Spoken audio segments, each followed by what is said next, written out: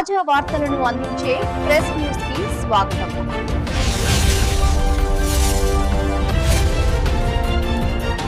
మంత్రి సీతక్క గారు మరియు జిల్లా అధ్యక్షులు పైడాకుల అశోక్ గారి ఆధ్వర్యంలో ముఖ్యమంత్రి రేవంత్ రెడ్డికి రాష్ట్ర మంత్రులకు, ఎంపీలకు, ఎమ్మెల్యేలకు, ఎమ్మెల్సీలకు, కార్పొరేషన్ చైర్మన్లకు ఘన స్వాగతం పలికిన కాంగ్రెస్ పార్టీ నాయకులు. మరో 1000 ఏళ్ల పాటు మన దేవతల కీర్తి నిలిచిపోయేలా అభివృద్ధి పనులు చేపడుతున్న ముఖ్యమంత్రి రేవంత్ రెడ్డి గారికి ధన్యవాదాలు. మేడారం అభివృద్ధి కోసం ఇప్పటివరకు ఈ ముఖ్యమంత్రి కూడా ఇక్కడికి రాలేదు. ఆదివాసీ ఆచారాలు, సాంప్రదాయాల ప్రకారం నిర్మాణాలు చేపట్టేందుకు స్వయంగా రేవంత్ రెడ్డి ఇక్కడికి రావడం ఈ ప్రాంత ప్రజల అదృష్టం. సమ్మక్క సారలమ్మ తల్లుల త్యాగాలు, భక్తుల విశ్వాసాలకు అనుగుణంగా మేడారం అభివృద్ధి ప్రణాళికను సీఎం గారు ఖరారు చేశారు. ఈ రోజు నా జన్మ ధన్యమైన రోజు. అధికార హోదాలో మేడారం జాతరను నిర్వహించుకునే అవకాశం కల్పించాలని ఆ తల్లులను మొక్కుకున్నా. ఆ తల్లుల దీవెనలతో కాంగ్రెస్ పార్టీ అధికారంలోకి వచ్చింది. నాకు మంత్రిగా సేవ చేసే అవకాశం దక్కింది.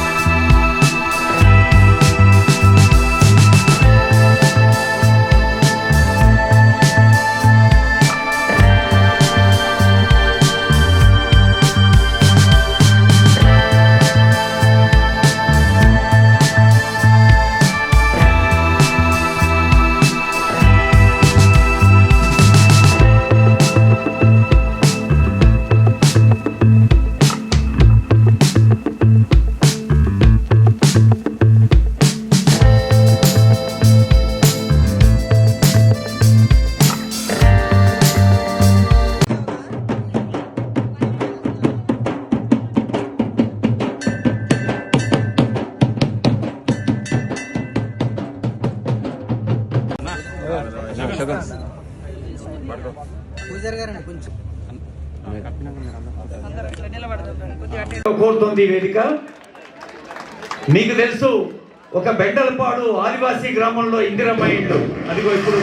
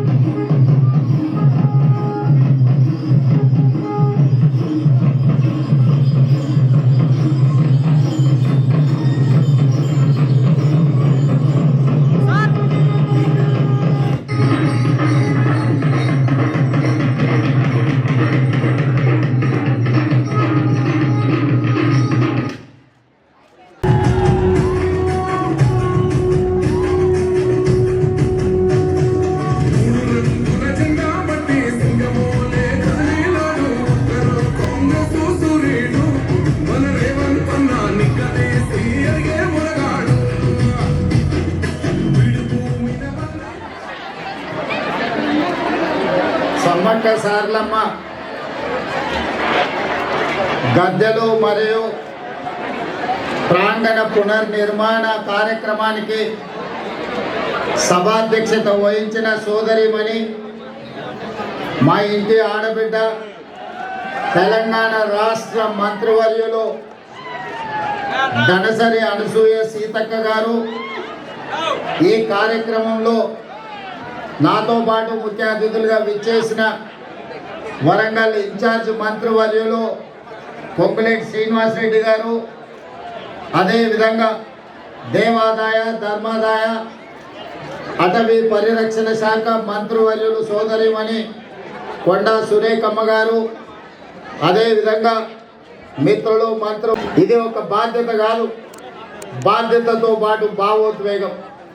ప్రజాప్రతినిధిగా ప్రజా జీవితంలోకి వచ్చిన మొదటి రోజు నుంచి ఈ రోజు వరకు ఎప్పుడు అవకాశం వచ్చినా ప్రతి జాతరకు ఇక్కడికి వచ్చి సమ్మక్క సారలమ్మ ఆశీర్వాదం తీసుకొని ప్రజా జీవితంలో ప్రజలకు సేవ చేయాలన్న ఆలోచన పునరంకితమవుతూ పనిచేస్తూ వచ్చినాం.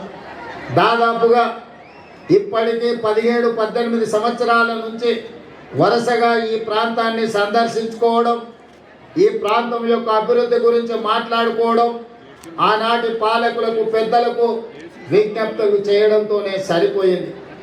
ప్రతిసారి ఎవరినో ఒకరిని అడగడం, వాళ్ళు ఏదో కొంచెము దానం ఇచ్చినట్టుగా ధర్మం చేసినట్టుగా వ్యవహరిస్తే మా జీవితాలకి ఇంతేనేమో అని మేము అనుకునే వాళ్ళం. కానీ 2023 ఫిబ్రవరి 6 నాడు ప్రజాపాలన తీసుకురావాలి, ప్రజల దగ్గరికి వెళ్ళి వారి సమస్యలు తెలుసుకోవాలని ఆలోచన చేసినప్పుడు ఎక్కడి నుంచి ఈ పాదయాత్ర మొదలు పెట్టాలి అని చర్చ జరిగింది. మిత్రులు చాలా రకాలుగా సూచనలు సలహాలు ఇచ్చారు.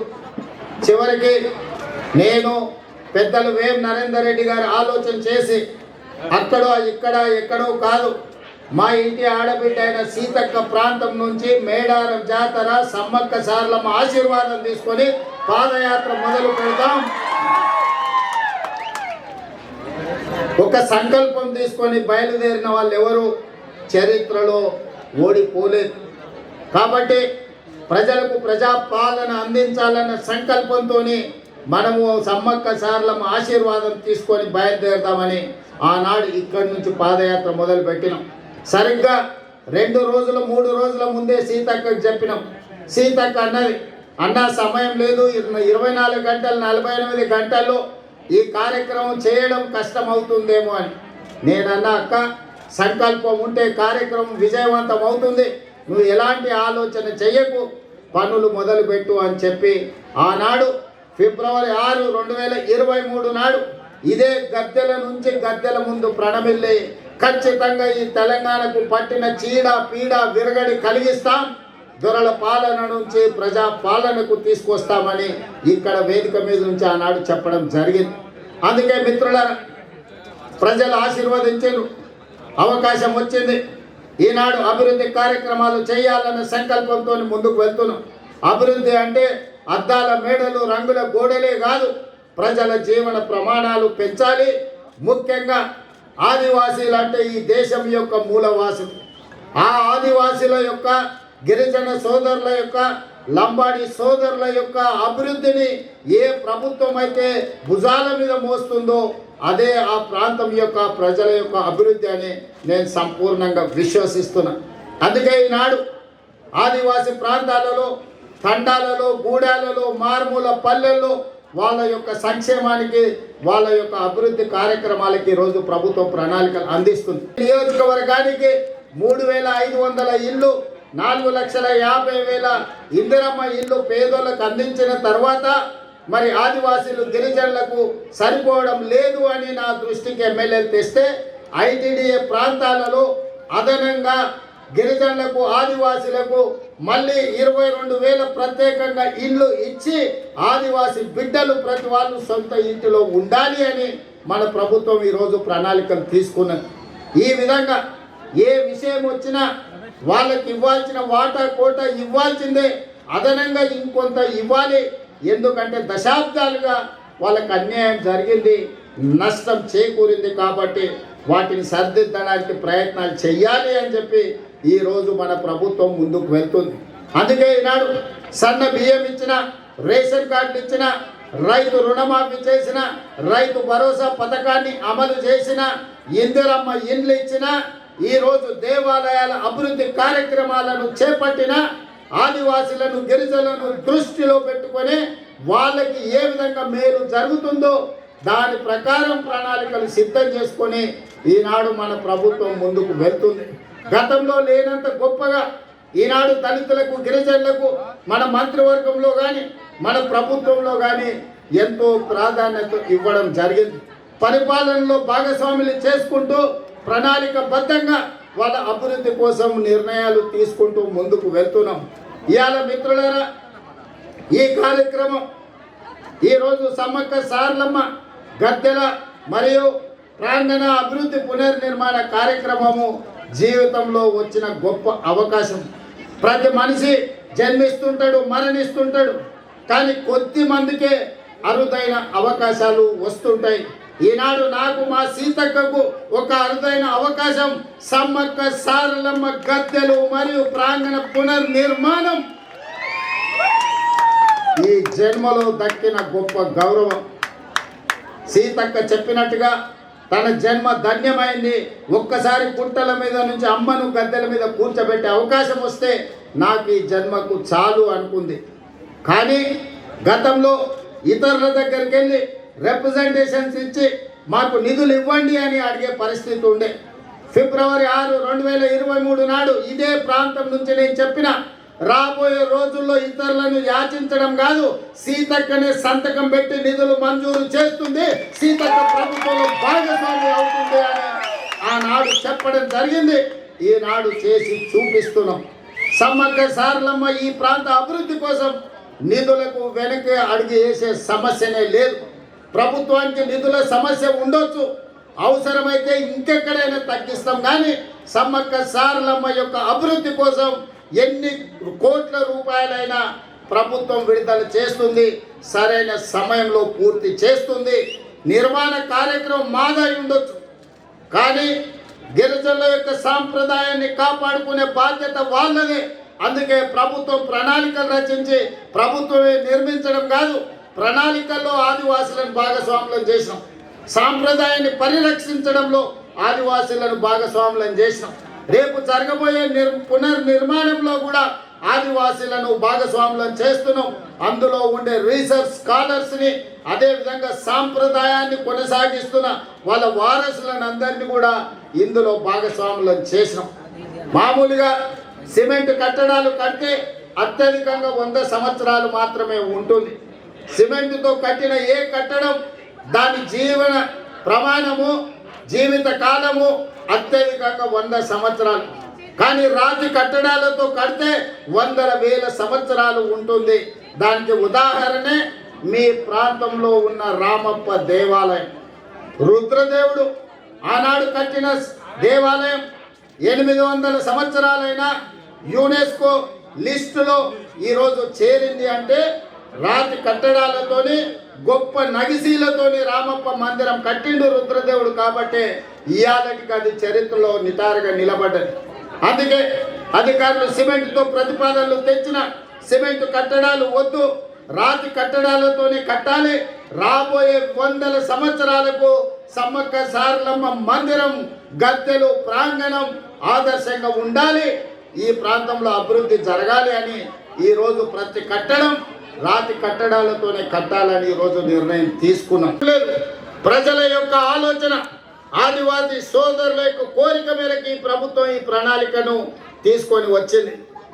100 రోజుల్లో ఈ పనులన్నీ పూర్తి చెయ్యాలి అని ఈనాడు ప్రభుత్వం టార్గెట్ పెట్టుకొని పనిచేస్తుంది. జనవరి 28 నుంచి జనవరి 31 వరకు ఏదైతే ఈ సమ్మక్క సారలమ్మ జాతర జరగబోతుందో వివిధ ప్రాంతాల నుంచి, వివిధ రాష్ట్రాల నుంచి ఈ మధ్య విదేశీ పర్యాటకులు కూడా ఇక్కడికి ఆశీర్వాదం కోసం వస్తున్నారు.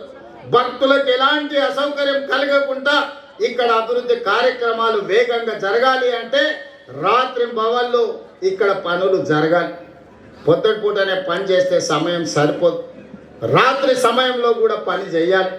మరి ఇక్కడ నిపుణులు పనిచేస్తున్నప్పుడు వాళ్ళకి రక్షణ కల్పించి వాళ్ళకి అన్ని వసతులు చూసుకోవాల్సిన బాధ్యత స్థానికులదే. ప్రభుత్వం ఎన్ని చేసినా కొంతమేరకే ఉపయోగం ఉంటుంది, కానీ స్థానికుల భాగస్వామ్యం ఉంటే 100% ఈ కార్యక్రమం వేగంగా ముందుకు వెళ్తుంది. ఇవాళ సమ్మక్క సారలమ్మ గద్దెలే కాదు, జంపన్న వాగు నిర్మాణం గురించి భక్తులు రావడానికి, భక్తులు దర్శనం చేసుకున్న తర్వాత వెళ్ళడానికి కూడా రహదారుల నిర్మాణం కోసం కూడా ఈరోజు నేను అధికారులకు సూచనలు, సలహాలు ఇవ్వడం జరిగింది. పొంగులేటి శ్రీనివాసరెడ్డి గారికి నేను ఆదేశాలు ఇచ్చిన, నెలలో 3-4 సార్లు ప్రతి వారం ఇన్ఛార్జ్ మంత్రిగా వారు ఖచ్చితంగా ఇక్కడికి పర్యటన చేయాల్సిందే, ఈ పన్నులను పర్యవేక్షించాల్సిందే. రాబోయే 100 రోజులు ఇందులో భాగస్వాములు అయ్యే వాళ్ళందరికీ నేను సూచన చేసిన, మనం అయ్యప్ప మాల వేసుకుంటే ఎట్లయితే మాల వేసుకొని భక్తితో ఉంటామో సమ్మక్క సారలమ్మ మాల వేసుకోండి, భక్తితో ఇక్కడి పనులను పూర్తి చేయండి అని చెప్పి మా అధికారులకు, మా సాంకేతిక నిపుణులకు, మా ప్రజాప్రతినిధులకు సూచన చేసిన. అందుకే మిత్రులారా, మళ్ళీ పూర్తి చేసుకున్న తర్వాత ఈ ప్రాంగణానికి నేను వస్తా. ఈసారి జాతరను అద్భుతంగా చేసుకుందాం. ఈ వేదిక మీద నుంచి కేంద్ర ప్రభుత్వానికి నేను విజ్ఞప్తి చేస్తున్నా, కుంభమేళకు మీరు వేల కోట్ల రూపాయలు ఇస్తున్నారు. మరి మా ఆదివాసీ కుంభమేళకు కేంద్ర ప్రభుత్వం ₹1 ఇవ్వడానికి కానీ జాతీయ పండుగకు గుర్తించడానికి కానీ వాళ్ళకి ఎందుకో మనసు రావడం లేదు. దయచేసి కిషన్ రెడ్డి గారు, బండి సంజయ్ గారు, ఈ ప్రాంత ప్రజల ఆశీర్వాదంతోనే మీకు ఆ హోదా వచ్చింది.